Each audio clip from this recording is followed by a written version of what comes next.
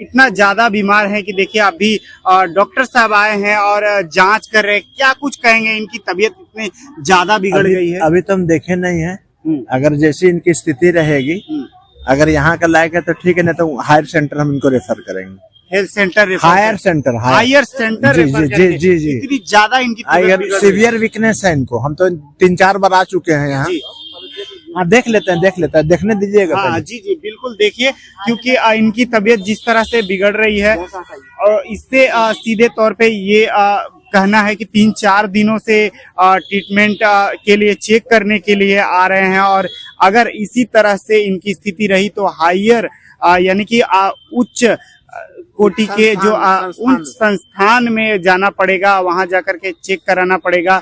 और अगर इसी तरह से स्थिति बनी रही तो संभवतः इनको जो है वो अस्पताल में भी भर्ती कराया जा सकता है। आपको बता दें कि ये बोध गया है और बोध गया में इस तरह से अनशन पिछले 16 दिन से जारी है। ये दबाव जानबूझकर बनाया जा रहा है। उसका जीता जागता उदाहरण कुंभ मेला है। कुंभ मेला में नकली बौद्ध भिक्षुओं को आमंत्रित किया गया और वहां पर ऐसी विचारधारा दी गई कि ऐसे धर्म का प्रचार प्रसार करो, भगवान बुद्ध का मानवता का और करुणा का व्यवहार करो और एक स्वीकार कर लो कि भगवान बुद्ध हिंदू धर्म के 10वें अवतार हैं, जो कि जीता जागता उदाहरण है। वहीं पर जाकर नागपुर में देखें कि विश्व रत्न बोधिसत्व परम पूज्य बाबा साहेब डॉक्टर भीमराव अंबेडकर कहते हैं चौथी प्रतिज्ञा में कि मैं ऐसे बात पर विश्वास नहीं करूंगा। अगर कोई व्यक्ति कहता है कि भगवान बुद्ध विष्णु के अवतार हैं, तो क्या इस बात को नकारा जा सकता है, इनकार किया जा सकता है? वो ऐसे ज्ञान के प्रतीक रहे हैं जिन्होंने भारत को भारतीय संविधान दिया और सभी प्राणियों की रक्षा करने का कार्य किया। आप पिछले 16 दिन से अनशन पे हैं, आपकी बहुत ज्यादा तबीयत बिगड़ गई है। आप क्या अब आपको निवाला लेना चाहिए, आपको आप जलपान लेना चाहिए, आप इस पर विचार कर रहे हैं? हम इस पर विचार नहीं कर रहे हैं। तथागत बुद्ध ज्ञान की प्राप्ति के लिए उन्होंने अपने शरीर को एकदम सुखा दिया था। अस्थि पंजर उनके दिख रहे थे।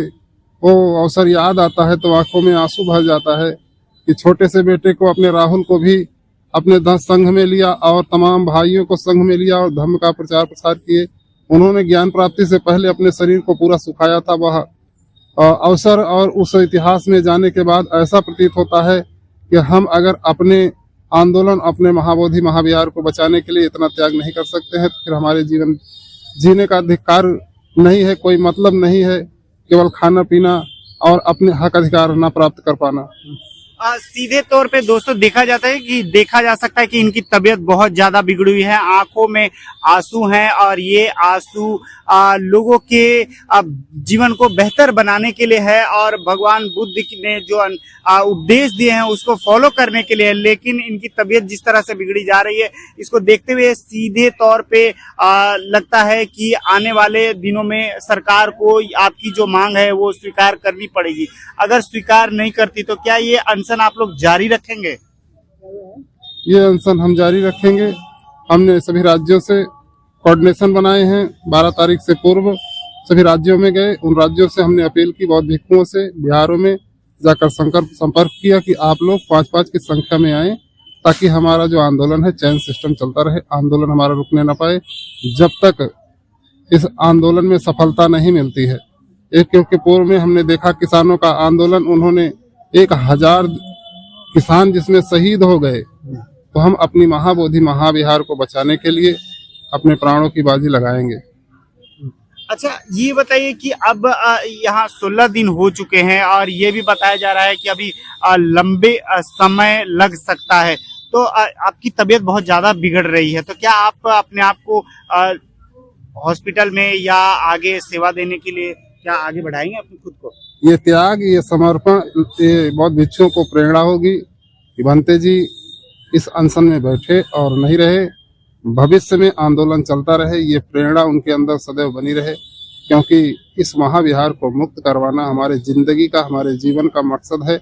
उन करोड़ों भारतीयों के जीवन का मकसद है जो भगवान बुद्ध की विचारधारा को वो आत्मसात करते हैं, पालन करते हैं और मानते हैं। भगवान बुद्ध के विचारों को मानते हैं, लेकिन ये भी कहा जा रहा है कि हिंदू और बौद्धिस्ट जो है वो साथ साथ चल सकते हैं, तो क्या साथ साथ चलने के लिए हीरा और मोती की तरह आप तैयार नहीं हैं? जब वो इनलाइटेड हुए तो यहाँ पर उन्होंने कहा कि मुझे ऐसा प्रतीत हो रहा है कि मेरा अब नया जन्म हो रहा है, नया जीवन हो रहा है। आज तक मुझे ऐसा महसूस नहीं था। उन्होंने धर्म के 8 अंग बताए और 10 पारमिताएं बताई और शीलों को बताया, जो भिक्षुओं ने प्रचार प्रसार करके पूरा बौद्ध राष्ट्र बौद्धमय बनाया। और इस देश में सम्राट अशोक के द्वारा 84,000 स्तूप बनवाए गए, जहाँ पर हमारे पूर्व में कब्जियत थी। आज वो लोग ब्राह्मणाइजेशन कर लिए हैं। उसे हमें ऐतिहासिक रूप से जानना होगा, समझना होगा, जिससे कि हम अपने धरोहर को, अपनी विरासत को बचा सके। परम पूज्य बोधिसत्व बाबा साहेब डॉक्टर अम्बेडकर कहते थे, जो कौम इतिहास नहीं जानती वह अपने भविष्य का निर्माण नहीं कर सकती। अगर हम महाविहार नहीं पाते हैं तो हमारे जीवन का कोई मकसद नहीं। अपने धर्म का प्रचार प्रसार हम देश में और विदेश में कैसे कर पाएंगे।